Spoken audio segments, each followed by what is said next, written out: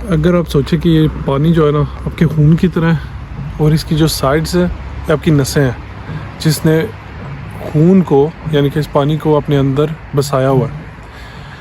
और जैसे जैसे आप एक्सरसाइज फॉर एग्जांपल करेंगे तो ये आप देख रहे हैं इसकी मूवमेंट भी बढ़ रही है, तो ये साइडों पे यानी कि आपकी नसों पे प्रेशर बढ़ रहा है, तो आपका ब्लड प्रेशर भी हाई होगा।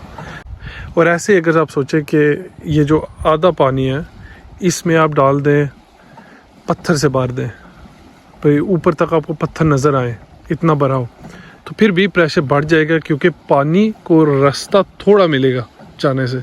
इसी तरह खून का भी होता है, अगर आपकी नसों में फॉर एग्ज़ाम्पल फ़ैट जमा हो जाए तो फिर भी ब्लड प्रेशर बढ़ जाता है। चले देखते हैं कि ब्लड प्रेशर के क्या अलामात होते हैं और इसके क्या रिस्क फैक्टर्स हैं। अस्सलाम वालेकुम, और शुरू करते हैं अल्लाह के नाम से जो नहायत मेहरबान और रहम वाला है।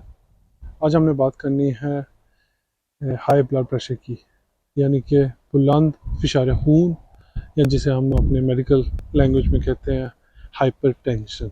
इसे अक्सर खामोश कातिल भी कहा जाता है, इसलिए क्योंकि इसके अक्सर अलामात नहीं होते, लेकिन ये बहुत सारे सीरियस प्रॉब्लम्स का सबब बन सकते हैं, जैसे कि स्ट्रोक, फालज, हार्ट का फेल होना, हार्ट अटैक। तो इसलिए आज हमने देखते हैं कि इसके रिस्क फैक्टर्स क्या हैं, कौन से रिस्क फैक्टर हम कंट्रोल कर सकते हैं और कौन से हमारे रिस्क फैक्टर कंट्रोल से बाहर हैं। लेकिन ये जानना लाजमी है कि कौन से रिस्क फैक्टर हैं, क्योंकि जैसे मैंने आपको बताया था इसके अलामात नहीं होते। चलो देखते हैं कि कौन से वो रिस्क फैक्टर हैं जो आप कंट्रोल कर सकते हैं। सबसे पहला, वेट अपना, क्योंकि हमारा दिल जो है ये एक मसल है, जितनी इसे एक्सरसाइज मिलेगी ये उतना ताकतवर होगा, और जितना आप इसे फैट यानी कि आप ओवरवेट होंगे, इस पे भी फैट बनेगा, तो इस पे दबाव बनेगा, टेंशन बनेगी। सो हफ्ते में 2 से 3 बार लाजमी ट्रेनिंग करनी चाहिए, और तकरीबन 4-5 घंटे पूरे एक हफ्ते के लाजमी होने चाहिए।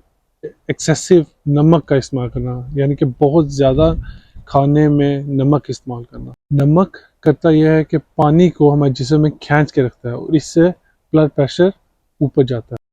और तीसरा, स्मोकिंग।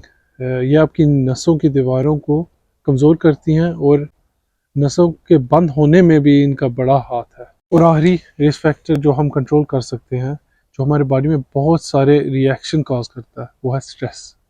स्ट्रेस की वजह से हमारा ब्लड प्रेशर हाई होता है, क्योंकि बॉडी समझती है कि अब मेरी बहुत ज़रूरत है, अब मुझे एक्शन में आना है, तो वो ब्लड प्रेशर हाई करती है। अगर थोड़ी देर के लिए हो तो कोई नुकसानदेह नहीं है, लेकिन अगर आप अक्सर अंडर स्ट्रेस रहते हैं तो फिर आपका अक्सर ब्लड प्रेशर हाई रहता है, तो फिर इसकी वजह से बहुत सारे सीरियस प्रॉब्लम हो सकते हैं। और अब चले देखते हैं कि वो रिस्क फैक्टर जो आपके कंट्रोल के बाहर हैं, लेकिन बहुत लाजिम है कि आपको पता हो कि ये है क्या। अगर तो आपके पास ऐसी कोई टाइम मशीन नहीं है जो आप वक्त में वापस जा सकते हैं, अपने आप को यंग कर सकते हैं, तो जो उम्र है, ये उम्र सबसे बड़ा रिस्क फैक्टर है इस चीज़ का। और दूसरा ऐसा रिस्क फैक्टर जो आपके कंट्रोल के बाहर है, वो ये है कि ये बीमारी जो है ये मरूसी बीमारी है। मरूसी बीमारी का मानी है ये है कि ये फैमिलीज़ में चलती है। अगर आपके फैमिली मेम्बर्स में से किसी को पहले ये बीमारी है तो आपको भी ज़्यादा रिस्क है इस बीमारी का होना। और ये हाई ब्लड प्रेशर इतना जालिम क्यों है?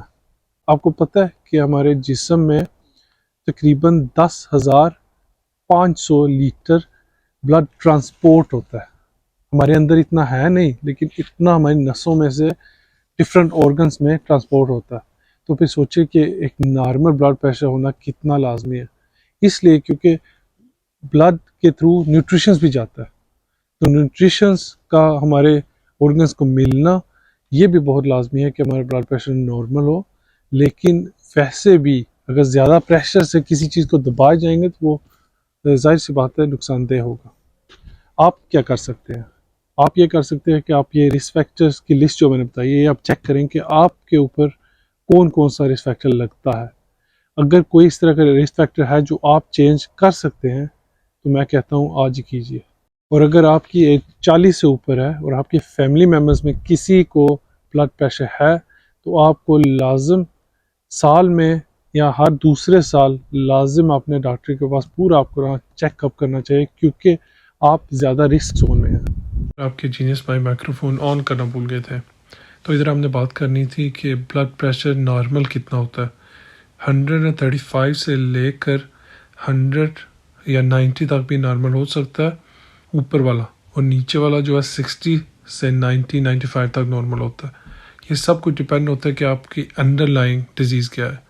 अगर तो आपको डायबिटीज़ नहीं है, आपको पहले हार्ट फेलियर नहीं हुआ, आपके पास कोई बीमारी नहीं है, तो 135 से 95 बिल्कुल बेहतरीन ब्लड प्रेशर है। अगर आपको कोई और मालूमात चाहिए ब्लड प्रेशर के बारे में तो कमेंट्स में ज़रूर बताइएगा। अगर आपको ये वीडियो पसंद आई तो लाइक और सब्सक्राइब ज़रूर कीजिएगा, इससे हौसला अफजाई होती है। मिलते हैं अगली वीडियो में। अपना और अपनों का ख्याल रखिए, क्योंकि जान है तो जहान है। अल्लाह हाफिज़।